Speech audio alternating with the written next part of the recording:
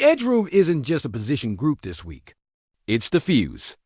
If you care about Monday night, about the North, about who gets to hit the quarterback when it matters, this is the video you watch to the end, because the next snaps are being decided right now. Here's what we're doing together, straight and fast. I'll lay out the chain of events that detonated this conversation, the contract and roster mechanics that make every choice expensive, the two paths on the board, stability versus shakeup, and exactly how each one alters Aaron Glenn's call sheet, plus which free agent PS options are even real anymore. By the end, you'll know what's fact, what's rumor, and what's actually smart ball for Detroit. Not just headlines, but plays that win. Welcome back to Lions News Fan Report, the room where Detroit talks ball like it's 4th and 2 and the crowd is shaking. If you ride with Honolulu Blue and Silver, hit subscribe, smash the like, and drop your take. This isn't a scroll feed. It's a huddle. Introduction. The modern Lions identity is pressure plus poise. Offensively, Ben Johnson turns math into yards. Defensively, Aaron Glenn leans on gap integrity and edges who make quarterbacks feel claustrophobic. You don't get that feeling with slogans. You get it with bodies.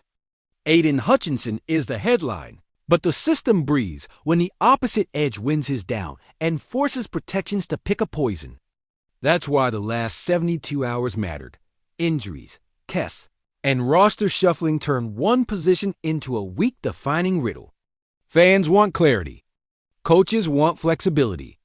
The locker room wants truth. So let's tell it straight. Now the news. What's actually on the table? Reports and social chatter flared that Marcus Davenport was done in Detroit. Full stop. That is not the reality this morning. He has been dealing with multiple issues from the Bears game, left in the first with an ankle, returned in the third, then exited with an upper body concern that has since been described as chest-related. Dan Campbell said the staff wouldn't know his Monday status until late week, and Davenport did not practice on Thursday while doctors evaluated him. That's the truth we can bank. Release? Waive? Cut? No. As of now, he's on the roster and his availability is legitimately in doubt. Not his employment. So why did this feel like a bomb? Context. Detroit re-signed Davenport on a 1-year prove-it structure low base. Incentives for availability and production to be the Thunder opposite Hutchinson. When that plan gets pinched by health, the entire pass rush design shifts. More Al-Quaid and Muhammad, more simulated pressure, more creepers to fake 5 and rush 4, more interior twists to create heat without a true bookend. That's doable. It's also expensive in energy in disguise. And when the free agent shelf gets raided Jadeveon to Dallas, Clelin Ferrell to the Chargers, you quickly realize there's no magic shopping trip coming. The help is inside the building or on your practice squad. Let's map the football, not the feelings. With Davenport healthy, Detroit's base picture is clean. Wide 9 heat from Hutch. Heavy hands and length from Marcus. Gains and stunts that force the guard to choose wrong. And a back end that can play top down without bailing to 20 yards. When he's out or limited, the edges become rotation by committee. Muhammad earns early down trust, sets a real edge, rides through contact, doesn't bust contain. On money downs, Glenn dials creepers. Bring the nickel, drop an end, spin the safety late. 4 rushers on the stat sheet, 5 in the quarterback's head. If you're worried about Lamar or any mobile QB breaking contain, the answer isn't panic, it's angles. Outside in leverage, a green dog from the backer the RB stays in, and an inside twist that flushes the QB toward your best hitter. You can steal sacks with design when you can't buy them in free agency. Let's talk emotions, because that's in the room too. Anytime a marquee name is in limbo, fans leap to extremes, cut him or crown him. The staff doesn't live there. They live in Tuesday installs and Thursday reps. They value accountability and strain. If Marcus can go, he will go. If he can't, roles aren't decided by Twitter. They're decided by who wins the rep in Allen Park. That's been the Dan Campbell way since day one. And it's how this team ripped through a season of next man up, without melting. Depth chart reality check. If Davenport's snap count is limited, Muhammad's workload spikes. You'll also see more creative usage for rotational bodies, a heavier front and early downs, true five-man picks to suffocate zone, then pass down NASCAR looks with Hutch reduced inside the bully guards, plus a speed rusher outside to hunt. Don't sleep on the rookie rotation. Fresh legs can ruin a 3rd and 8 if the assignment is tight and the get-off is honest. The trick is not burning them with responsibility they haven't earned.